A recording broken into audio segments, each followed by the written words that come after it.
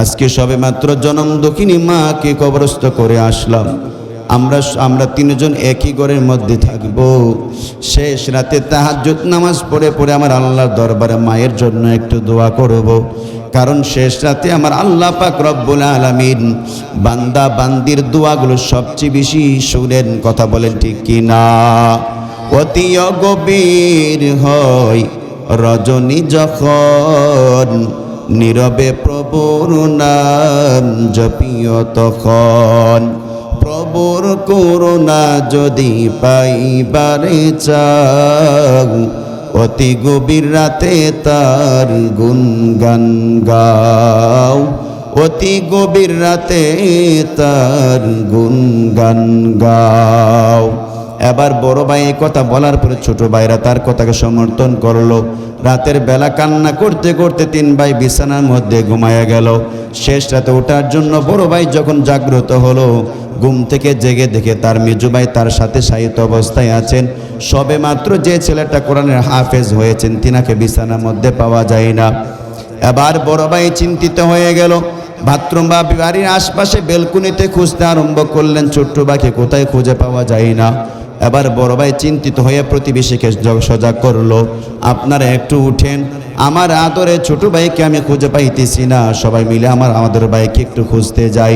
সবাই খুঁজতে খুঁজতে কবরস্থানের মধ্যে গিয়ে দেখেন, কবরস্থানের মধ্যে এই তিন সন্তানের মাকে যেই জায়গার মধ্যে দাফন করেছেন, এই জায়গার মধ্যেই দাঁড়াইয়া ছোট্ট সন্তান কোরআনের হাফেজ, তিনি কান্না করতে করতে মার পাশে তিনি কোরআন তেলাওয়াত করতেছে।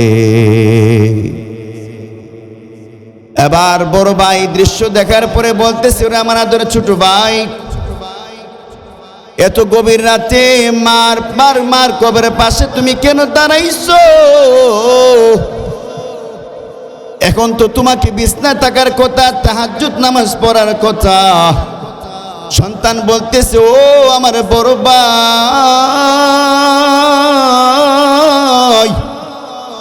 যেই মা আমাদেরকে আদর যত্ন করছে, যেই মা আমাদেরকে লেখাপড়া শিখাইতে যাইয়া অন্যের বাড়িতে তিনি দিন মজুরে কাজ করছেন, মেহনত করছেন, শ্রম দিয়েছেন, বান্দির মতন তিনি মেহনত করেছেন, এরপরও তিনি আমাদের লেখাপড়া বন্ধ করে নাই।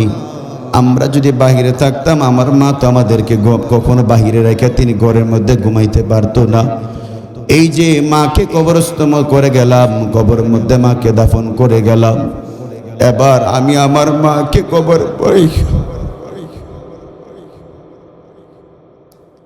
আমি আমার মাকে কবরে রেখে আমি ঘরের মধ্যে একলা একলা কেমনে ঘুমাই? যখন আমি চিন্তা করলাম আমার মা আমার জন্য কত কষ্ট করছে, বড় ভাই আপনি তো জানেন গো, আমরাও তো বুঝে হওয়ার পরে দেখছি আমার মা অন্যের বাড়ি কাজ কইরা কইরা আমাদেরকে তিনি লেখাপড়া করাইছে। আজকে আমাদের মা আমাদেরকে রাইখা তিনি ছোট্ট ঘরের মধ্যে তিনি ঘুমায়।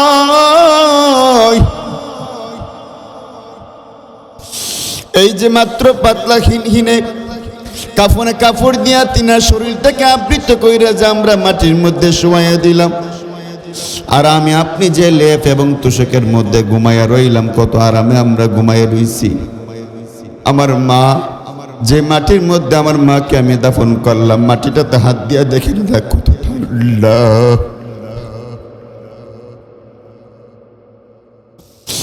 এই ঠান্ডা মাটির মধ্যে আমার মারে শোয়াইয়া রাখছি। ও বড় ভাই, আমি কোনো মতে আমি ঘরের মধ্যে ঘুমাইতে পারলাম না, বারবার আমার ঘুম ভেঙে যায়, না জানে আমার মা কবরের মধ্যে কোন হালতে পড়ে আছে। যেহেতু আমি জানি না আমার মার ব্যাপারে কি ফাইসালা করেছেন, আল্লাহ জান্নাতের ফাইসালা করছেন নাকি জাহান্নামের ফাইসালা করেছেন, এই জন্য বারবার আমি চিন্তিত অবস্থায় আমি তখন ঘরের মধ্যে খালি ছটফট করতেছিলাম, কখনো এপাশ হচ্ছি কখনো পাশ হচ্ছি। এই ছোট্ট সবে মাত্র হাফেজে কোরআনের কান্না শুনে, তার কথাগুলো শুনে এলাকাবাসীরা এক সম্পূর্ণ ভেঙ্গে পড়ল। যে সমস্ত ব্যক্তিরা আল্লাহ পাকের নির্ধারিত বিধিবিধানগুলো যারা পালন করে না, পয়গম্বর আরবির আদর্শ মালা যারা পড়ে না, রাসূলুল্লাহর জীবন আদর্শ যারা অনুসরণ করে না, এই সমস্ত ব্যক্তিদেরকে আল্লাহ ফ্রি জান্নাত দিবে না। জান্নাত আগে মেন ডিউটি পালন করার পাশাপাশি কোনো ব্যক্তি যখন হয়তো নফসের ধোঁকায়, শয়তানের প্ররোচনায় পড়ে যখন সে অন্যায় নাফরমানি করে ফেলে, আল্লাহ পাক রব্বুল আলামিন তখন তার ক্ষেত্রে রহমান নামের সিফাতেকে আল্লাহ পাক পুঁজি করে তখন আল্লাহ বলবেন, যেহেতু আমার কথা অনুযায়ী তুমি চলার চেষ্টা করেছো, এরপরে তোমার মাধ্যমে যেহেতু তোমার দ্বারা অনেক ত্রুটি বিচ্যুত হয়ে গেছে, আমি আল্লাহ রহমান নামের উসিলায় তোমার ত্রুটি বিচ্যুতিগুলোকে আমি আল্লাহ পাক মুছে তোমাকে মাফ করে দিলাম। এই জন্য প্রিয় ভাইয়েরা আমার, আল্লাহ পাক রব্বুল আলামিন বলেন, قال الله تعالى بسم الله الرحمن الرحيم الرحمن علم القرآن خلق الإنسان। আল্লাহ রব্বুল আলামিন তিনি বলেন, আর রহমান অতি দয়ালু অতি মেহেরবান আল্লাহ, আল্লামাল কুরআন যিনি মানুষদেরকে কোরআন শিক্ষা দিয়েছেন, খলাকাল ইনসান আল্লাহ তাআলা মানুষদেরকে তিনি তখন সৃষ্টি করেছেন। আল্লাহর বলার ধরনটা হলো যে আল্লাহ আগে কোরআন শিক্ষা দিয়েছেন, এরপরে তিনি মানুষকে সৃষ্টি করেছেন। এখন আমরা দেখি একজন মানুষ জন্মগ্রহণ করে আগে, আমরা দেখি একজন মানুষ জন্মগ্রহণ করে আগে আমরা যে কোরআন পড়ছি, মার পেট থেকে কি কোরআন শিখে আসছি? আপনারা যারা কোরআন পড়তে পারেন, আলহামদুলিল্লাহ সূরা বা বিভিন্ন বড় বড় যারা সূরা পড়তে পারেন, আয়াতুল কুরসি পড়েন বা অন্যান্য সূরাগুলো যারা পড়তে পারেন, এগুলোকে মায়ের পেট থেকে শিখে আসছেন। তাহলে মার পেট থেকে যদি শিখে না আসেন, যেহেতু মায়ের পেট থেকে শিখে আসেন নাই, তাহলে ছোট থেকে আপনি যখন 7-8 বছর বয়স হয়েছে, আপনি মক্তবে গিয়েছেন, মক্তবের হুজুর আপনার পড়াইছে বা মাদ্রাসায় পড়েছেন, মাদ্রাসার শিক্ষক আপনাকে পড়িয়েছে, তখন আপনি আস্তে আস্তে এই সূরাগুলো আপনি শিখতে পারলেন। তাহলে আগে সৃষ্টি পরে কোরআন, আর আল্লাহ বলেছেন আগে কোরআন পরে সৃষ্টি বা পরে মানুষ। এটার দ্বারা আল্লাহ পাক রব্বুল আলামিন কি বোঝাতে চান? বলে আল্লাহ পাক রব্বুল আলামিন তিনি বোঝাতে চান, বান্দা যদি তুমি আগে তোমার ভিতরে যদি আমি আল্লাহর পরিপূর্ণ কোরআনের বিধিবিধান তোমার মধ্যে না থাকে, তুমি সূরাতান আকৃতিগতভাবে মানুষ হলেও কিন্তু আমি আল্লাহর দৃষ্টিগত এখন আমি আল্লাহর দৃষ্টিতে আমি আল্লাহর কুদরতি চোখে এখন পর্যন্ত তুমি মানুষ হতে পারো নাই। রিভার্ব দেন, সাউন্ডটা খুবই ইয়া লাগতেছে, রিভার্ব দেন হালকা। মুহতারাম হাজিরিন, তাহলে আগে আল্লাহ পাক কোরআন, আল্লাহ বলতেছেন তোমরা আগে কোরআন শিখো, বা কোরআন যে ব্যক্তির মধ্যে আছে সেই ব্যক্তি খাঁটিগত মানুষ। যার মধ্যে কোরআন নাই সে এখন মানুষ হতে পারে নাই। যার কারণে দেখবেন দেশে যত রকমের আমরা আমাদের ব্যতিক্রমী কার্যকলাপগুলো আমরা দেখি, বিশাল অর্থ চুরি করতেছে বা দুর্নীতি করতেছে বা মানুষের ক্ষতি করে। অনেক সময় তার শিক্ষাগত যোগ্যতা ডিগ্রিদারি তার অনেক, ডিগ্রিও তার অনেক, কিন্তু তার মধ্যে কোরআনের শিক্ষা না পাওয়ার কারণে একেবারে সূরতান মানুষ হইল, কিন্তু তার ভিতরটা একেবারে পশুত্বে ভরা। যার কারণে কলমের এক ফুটায়, কলমের এক গুতায় একজন ব্যক্তির 20,000, 30,000, 1 লাখ, 2 লাখ, 5 লক্ষ টাকা পর্যন্ত নাই করে ফেলে। কারণ কি? তার ভিতরে কোরআনের শিক্ষা নেই। দুনিয়াতে 2 ধরনের শিক্ষা চালু আছে, একটা হলো সাধারণ শিক্ষা আর একটা হলো ইসলামিক শিক্ষা। সাধারণ শিক্ষাকে জাগতিক শিক্ষা বলা হয়, আর ইসলামিক শিক্ষা হলো কোরআন হাদিসের শিক্ষা। সাধারণ শিক্ষা বা জাগতিক শিক্ষার ফলে মানুষে শিক্ষক হয়, ডাক্তার হয়, ইঞ্জিনিয়ার হয়, এসপি হয়, ওসি হয়, ডিসি হতে পারে, সরকার ও কমিশনারের সে হেড অফিসার হতে পারে। আর ওদিক দিয়ে যদি কোনো ব্যক্তির ভিতরে ইসলামিক শিক্ষা থাকে, তাহলে মসজিদের ইমাম হয়, খতিব হন, সে মুহাদ্দিস হয়, মুহতামিম হয়, শাইখুল হাদিস হন, যুগের শ্রেষ্ঠ বুজুর্গ হন। ধারাটাই ভিন্ন। যে ব্যক্তি জাগতিক শিক্ষা শিক্ষিত, তাকে যদি কেউ বলেন যে আপনি জুমার নামাজের খুতবা দেন, সে দিতে পারবে না। আবার যে ব্যক্তি ইসলামিক শিক্ষায় শিক্ষিত, তাকে গিয়ে যদি বলেন যে আপনি ওই একজন ব্যক্তির পেটে সমস্যা, তার প্রচণ্ড খুব ব্যথা, এখন কোন রোগে কি সমস্যা হওয়ার কারণে এমনটা হতে পারে আপনি বলেন তো, সেইটা বলতে পারবে না। কারণ প্রত্যেকের ধারাটাই ভিন্ন। কিন্তু জাগতিক শিক্ষার ফলে একজন মানুষ অনেক সময় সে ভালো হয়, অনেক সময় সে খারাপও হয়। তার মধ্যে যদি জাগতিক শিক্ষার পাশাপাশি সে যদি ইসলামিক শিক্ষায় শিক্ষিত হতে পারে, তাহলে দেখা যায় মাশাআল্লাহ সে ভালো হতে পারে। কিন্তু শুধু জাগতিক শিক্ষার ফলে একজন মানুষ পুরোপুরিভাবে ভালো হয় না। সম্মানিত হাজিরিন, এই যে আমাদের পাশেই নারায়ণগঞ্জ থানার সোনারগাঁও এলাকাতে একজন MBBS ডিগ্রিদার একজন ডাক্তার, তার নাম রফিকুল ইসলাম। তিনার 4 সন্তানই আছে, 4 সন্তান এবং তার বিবি, তাদেরকে রেখে তাকে একা রেখে তার আমেরিকা চলে গেছে। সে যখন ঘরের মধ্যে অযত্নে, পুরুষ মানুষ রান্না বান্না বুঝে না, রান্না করতে পারে না, যখন অসহায় অবস্থা, সে চলতে পারতেছে না, সে বাধ্য হয়ে সে একটা বৃদ্ধাশ্রমে গেল। বৃদ্ধাশ্রম বলা হয় বুড়ো পুরুষ, বৃদ্ধা মহিলা, যে মহিলার ছেলে নাই, মেয়ে নাই, আত্মীয় স্বজন, তাকে দেখভাল করার মতন কেউ নাই, অথবা যে পুরুষের দেখভাল করার মতন কেউ নাই। এই মানুষটা যেই জায়গা থেকে আশ্রয় নেই, থাকার সুযোগ হয়, 3 বেলা 2 মুঠো ভাত খাবার সুযোগ হয়, এটাকে বলে বৃদ্ধাশ্রম। তো বৃদ্ধাশ্রমে তিনি গেছেন। 4 সন্তানের বাপ, MBBS ডিগ্রিধারী তিনি, নাম তার রফিকুল ইসলাম, সোনারগাঁওয়ের সন্তান। বৃদ্ধাশ্রমে গেছেন। যাওয়ার পরে সাংবাদিক জিজ্ঞাসা করতেছেন, আপনি যে জায়গার মধ্যে আছেন, তা আপনার কি কেউ নাই? বলে আছে, কিন্তু কেউ আমার পাশে নেই। তারা কোথায়? তিনি বললেন যে তারা সবাই আমেরিকায়। তখন সাংবাদিক বললেন যে আচ্ছা স্যার, তারা কি 4 জনে আমেরিকায়? হ্যাঁ, 4 জনে আমেরিকায়। তাদেরকে কোনো রকমের শিক্ষা দীক্ষা আপনি দেন নাই? তখন এই ডাক্তার রফিকুল ইসলাম বলতেছে, হ্যাঁ, আমি তাদেরকে শিক্ষা দিয়েছিলাম। আমার 2 জন সন্তানকে আমি প্রকৌশলী বিদ্যায় শিক্ষায় শিক্ষিত করেছি, ইঞ্জিনিয়ার বানিয়েছি। আর 2 জনকে আমি ডাক্তার বানিয়েছি। আমি অনেক অনেক টাকা তাদের পিছনে আমি বিলীন করেছি, খরচ করেছি। আমার বেবি সাহেবও যথেষ্ট পরিমাণ বিচক্ষণ একজন মানুষ। কিন্তু আমি যখন অসুস্থ হয়ে গেলাম, আমার 4 জন সন্তান, 2 জন ডাক্তার, 2 জন ইঞ্জিনিয়ার, তারা আমাকে রেখে মাকে নিয়ে তারা আমেরিকাতে চলে গেছে। এখন আমার কোনো খোঁজ খবর রাখে না। ডাক্তার সাহেব বললেন, ডাক্তার সাহেবের কথা বলার পর সাংবাদিক বলতেছেন, আচ্ছা স্যার, যদি তারা আপনাকে এভাবে রেখে যদি একা ফেলে, তারা যদি আমেরিকার মধ্যে চলে গিয়েছে, তাহলে আপনি এই বৃদ্ধাশ্রমের মধ্যে আসছেন কেন? আপনার কি বাড়িতে জমি জমা পর্যন্ত নাই নাকি? তখন ডাক্তার বলতেছে, হ্যাঁ, আমার 4 কোটি টাকা সম্পত্তি আমার আছে। আমাকে অচল করে আমার সন্তানরা আমার বৃদ্ধাঙ্গুলি ছাপ নিয়ে আমার 4 কোটি টাকা সম্পত্তি আমার সন্তানরা নিয়ে গেছেন। আমাকে একা এবং নিঃস্ব বানাইয়া এই সোনারগাঁও অঞ্চলের মধ্যে আমাকে ফেলে রেখে গেছে। এখন যখন আমার 4 কোটি টাকা সম্পদ যখন আমার সন্তানরা নিয়ে গেল, আমি একেবারে নিঃস্ব হয়ে গেলাম।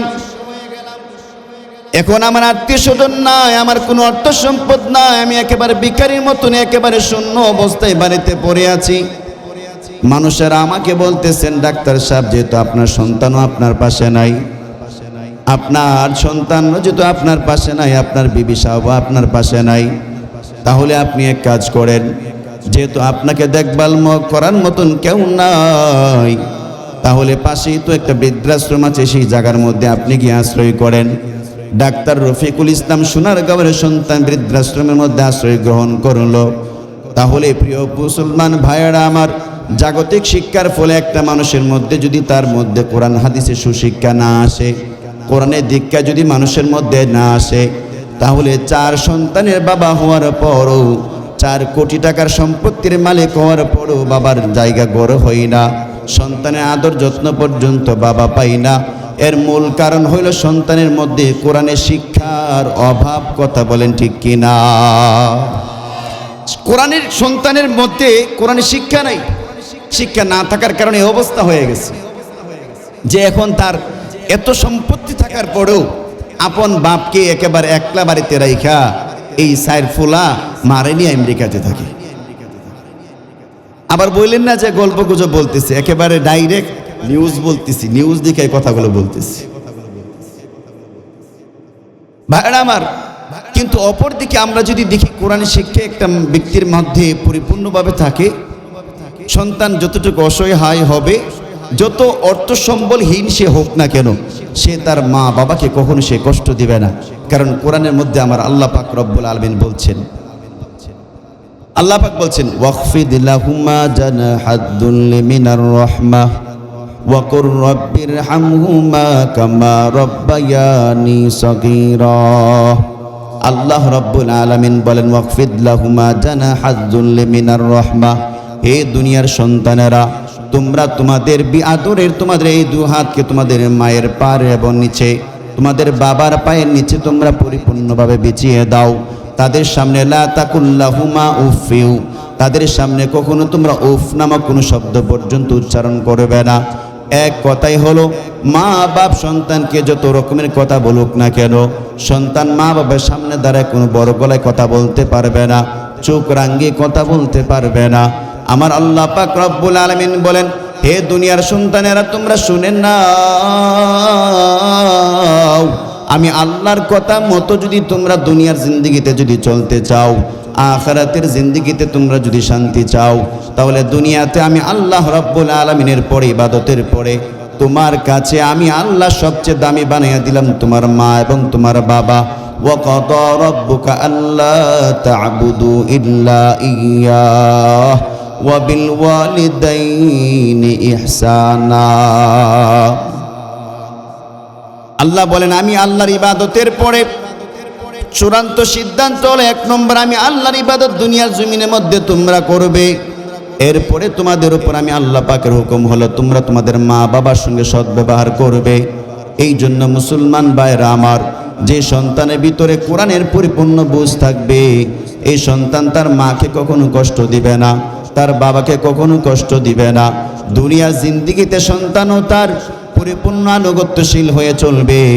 এবং সন্তানের যদি মা বাপ যদি সন্তানকে রেখে মারা যায়, তাহলে মা বাবার জন্য সারা জীবন সন্তান চোখের পানি ফেলে ফেলে কান্না করবে। এমন একটি ওয়াকিয়া আমি আপনাদেরকে ছোট্ট করে শুধু শোনাইতে চাই।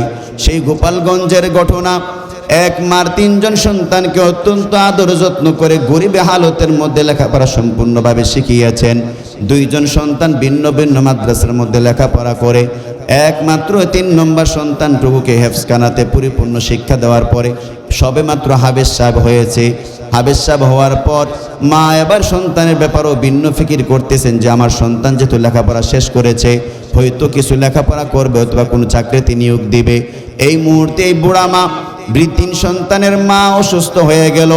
এবার 3 সন্তানের মা অসুস্থ হয়ে যাওয়ার পরে সন্তানের বরাবরই কাগজ চিঠির মধ্যে সংবাদ পৌঁছালে, সন্তানেরা, আমি তোমাদের মা অসুস্থ হয়ে গেলাম, তোমরা আমাকে একবার আমাকে দেখার জন্য তোমরা আমার বাড়ির মধ্যে চলে আসো।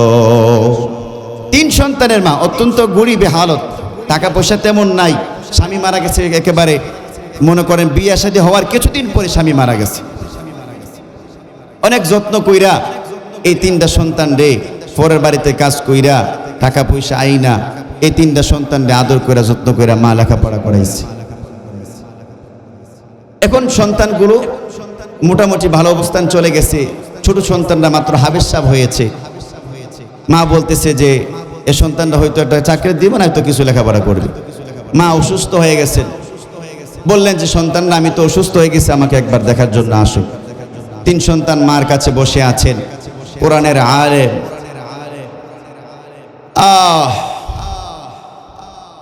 মা বলতেছে, সন্তান তোমরা দেখেছো আমি তোমাদেরকে কত কষ্ট করে তোমাদেরকে লেখাপড়া করাইছি।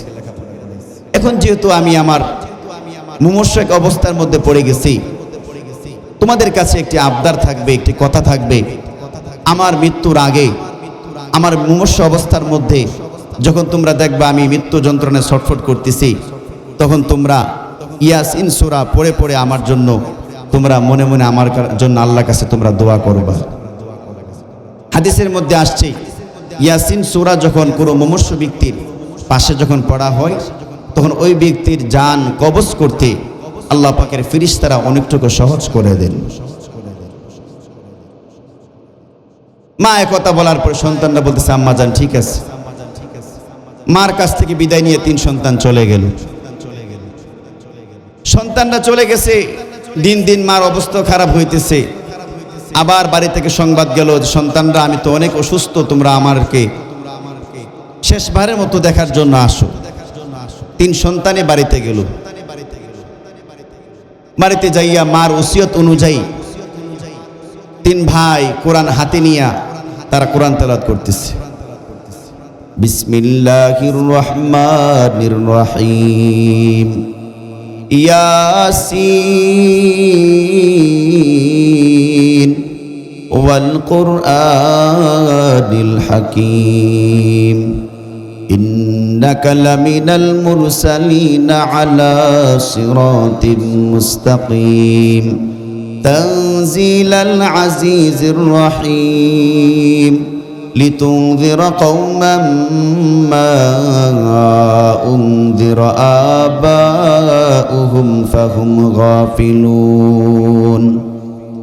এইভাবে যখন মার পাশে বসে বসে ছোট্ট ছোট্ট সন্তানেরা, এই কোরআনের আলেমরা যখন তারা মার পাশে বসে বসে কোরআন তেলাওয়াত করতেছে, মা ও সন্তানদের কণ্ঠে তেলাওয়াতগুলো মনোযোগ সহকারে শ্রবণ করতেছেন।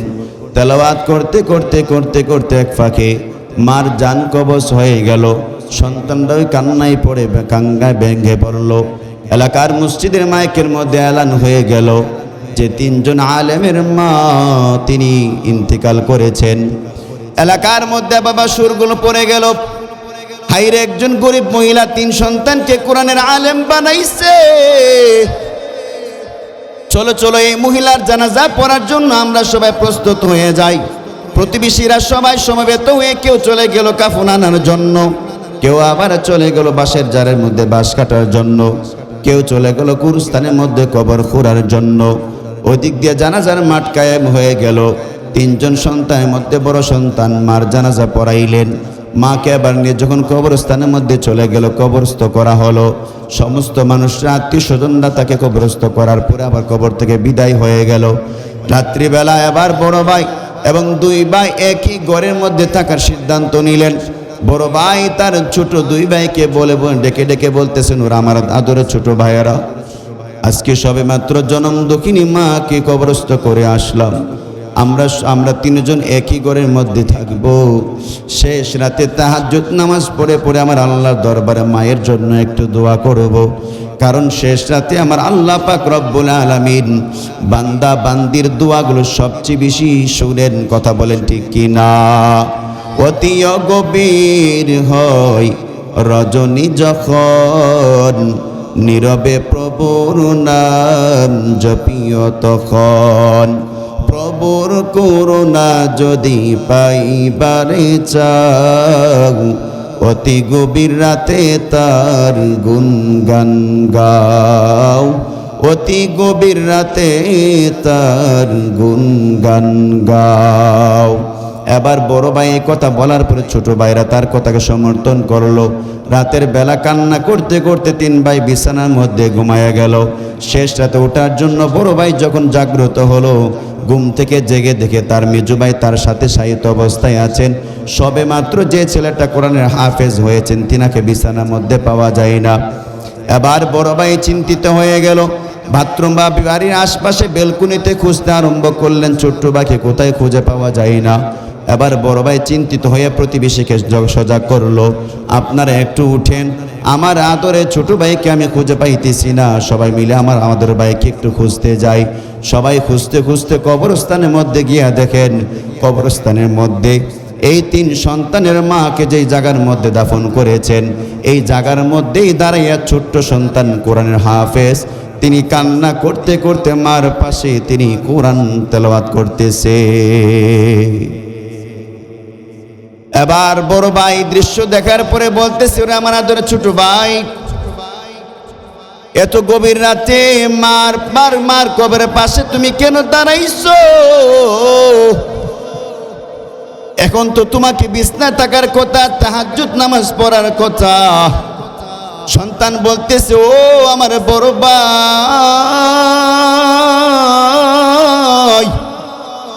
যেই মা আমাদেরকে আদর যত্ন করছে, যেই মা আমাদেরকে লেখাপড়া শিখাইতে যাইয়া অন্যের বাড়িতে তিনি দিন মজুরে কাজ করছেন, মেহনত করছেন, শ্রম দিয়েছেন, বান্দির মতন তিনি মেহনত করেছেন। এরপরও তিনি আমাদের লেখাপড়া বন্ধ করে নাই। আমরা যদি বাহিরে থাকতাম, আমার মা তো আমাদেরকে কখনো বাহিরে রেখে তিনি ঘরের মধ্যে ঘুমাইতে পারতো না। এই যে মাকে কবরস্থ করে গেলাম, কবরের মধ্যে মাকে দাফন করে গেলাম, এবার আমি আমার মাকে কবর পড়ে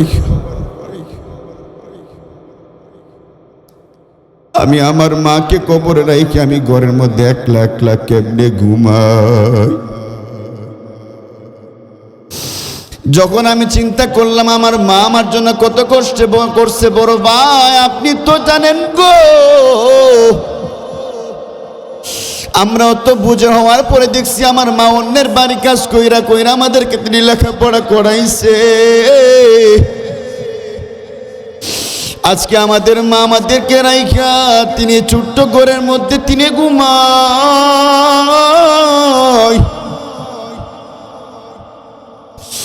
এই যে মাত্র পাতলা হিনে কাফনে কাপড় দিয়া তিনার শরীরটাকে আবৃত কইরা যে আমরা মাটির মধ্যে শোয়াইয়া দিলাম, আর আমি আপনি যে লেপ এবং তুষকের মধ্যে ঘুমাইয়া রইলাম, কত আরামে আমরা ঘুমাইয়া রইছি। আমার মা যে মাটির মধ্যে আমার মাকে আমি দাফন করলাম, মাটিটাতে হাত দিয়া দেখেন দেখ কত ঠান্ডা।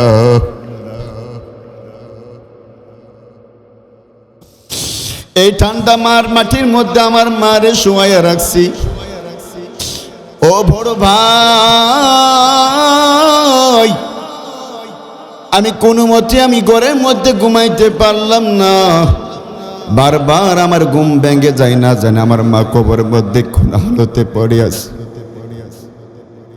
যেহেতু আমি জানি না আমার মার ব্যাপারে কি ফাইসালা করেছেন, আল্লাহ জান্নাতের ফাইসালা করছেন নাকি জাহান্নামের ফাইসালা করেছেন, এই জন্য বারবার বারবার আমি চিন্তিত অবস্থায় আমি তখন ঘরের মধ্যে খালি ছটফট করতেছিলাম। কখনো এপাশ হচ্ছি, কখনো পাশ হচ্ছি। এই ছোট্ট সবে মাত্র হাফেজে কোরআনের কান্নার শুনে, তার কথাগুলো শুনে এলাকাবাসীরা এক সম্পূর্ণ ভেঙ্গে পড়ল। ও দুনিয়ার মুসলমানেরা, দুনিয়া থেকে আপনি চলে যাবেন, আপনার মা বাবা দুনিয়া থেকে চলে গেছে, আপনার বিবি বাচ্চাও দুনিয়া থেকে চলে যাবে। ও পর্দার অন্তর আম্মা জান, আপনি তো কবরস্থানের মধ্যে আপনি শায়িত হয়ে যাবেন।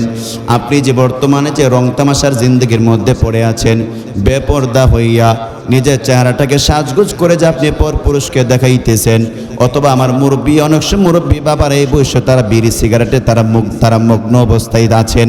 অনেক সময় আমার কলিজার টুকরা মধ্যবয়সী যুবক ভাইরা পর্যন্ত বিভিন্ন নেশার সাথে তারা জর্জরিত। এভাবে জিন্দিগি তো চিরকাল তার কাটবে না। একদিন আল্লাহ পাক রব্বুল আলামিন তার জন্য মৃত্যু নামক যানবাহন তার ঘরের মধ্যে আল্লাহ পাক প্রেরণ করবেন। কুল্লু নাফসিন যায়িকাতুল মাউত। আমার আল্লাহ পাক বলেন সমস্ত প্রাণী বলতে সবাইকে মৃত্যুবরণ করতে হবে।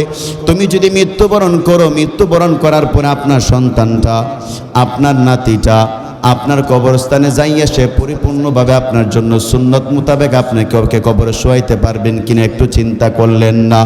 আপনার ইন্তেকালের পর আপনার সন্তানরা আপনার জন্য দোয়া করতে পারবেন কিনা আপনি একবার চিন্তা করলেন না? খালি চিন্তা করলেন আপনার সন্তানকে আপনি কেমনে নেতা বানাইবেন, চিন্তা করলেন আপনার সন্তানকে আপনি কেমনে ডাক্তার বানাইবেন, শিক্ষক বানাইবেন, ইঞ্জিনিয়ার বানাইবেন, কিন্তু আপনার মৃত্যুর পরে যে জগৎ আছে, এই জগতের মধ্যে আপনি যখন শায়িত হয়ে যাবেন, আপনার সন্তান আপনার জন্য কিছু করতে পারবেন কিনা আপনি একবার চিন্তা করতে পারলেন না। এই জন্য আল্লাহ রাব্বুল আলামিন বলছেন, আর রহমানু আল্লামাল কুরআন খালাকাল ইনসান আল্লামাহুল বায়ান। ও দুনিয়ার মুমিন বান্দারা শোনো, এই জন্য তোমার সন্তানকে তুমি কোরআন শরীফ তুমি শিখাও। কোরআন যখন তোমার সন্তানের মধ্যে যখন তুমি কোরআন শরীফ তুমি ঢুকাইতে পারবা, তাহলে তোমার ইন্তেকালের পরে তোমার সন্তান তোমার জন্য দোয়া করতে পারবে। ও প্রিয় মুসলমানেরা, প্রায় সময় আমি বয়ানের মধ্যে বলি, এলাকার মধ্যে বহু মানুষ এমন পাওয়া যাবে বাপ মারা যাওয়ার পরে 1 দিন 2 দিন 3 দিন মাত্র কবরটা খালি জিয়ারত করে, এরপর আর কবরটা তার দেখার মতন কোনো সুযোগ নাই। 3 দিন জিয়ারত করার পরে সন্তান এমন হয়ে গেছে 3 বছরও বাবার কবরের পাশে একবার পর্যন্ত দাঁড়াই না। এমন সন্তান মনে হয় এলাকার মধ্যে নাই, আছে না নাই বলেন? 3 দিন জিয়ারত করার পর 3 মাস পার হয়ে যায়, একবার পর্যন্ত সন্তান তার বাবার কবরের পাশে দাঁড়ায় না। এমন ওর সন্তান দেখছি যে তার মা মারা গেছে, তার বাপ মারা গেছে, যে কবর যেইখানে দাফন করছে গিয়া পরে চশমা লাগে খুঁজা দেখে যে এরপরও তার বাবার কবরটা তা চিনতে পারে না, তার মার কবরটা সন্তান চিনে না। এমন নাফরমানরা আমি আমার চক্ষে দেখছি। কই তার মারে দাফন করছে, তার কবর চিনে না। অথচ এই মা সন্তানের লেগে কত কিছু করছে।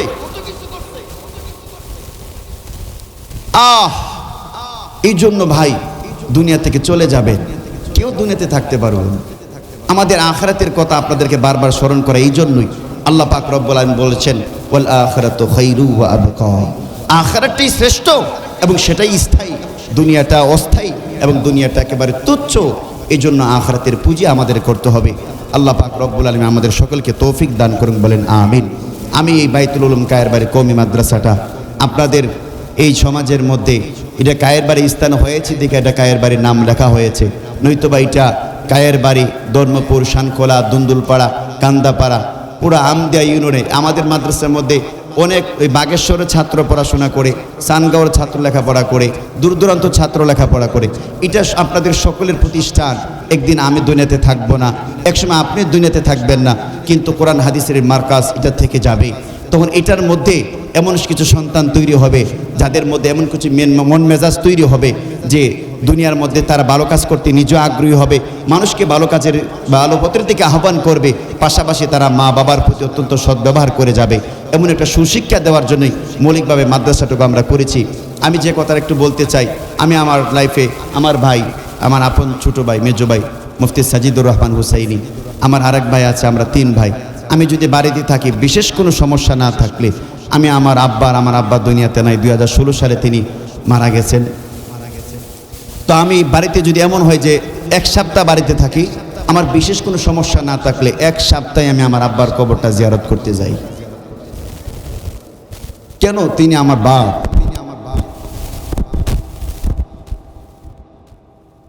তিনি আমার জন্য অনেক কিছু করেছেন, যার হক আমি আদায় করতে পারবো না।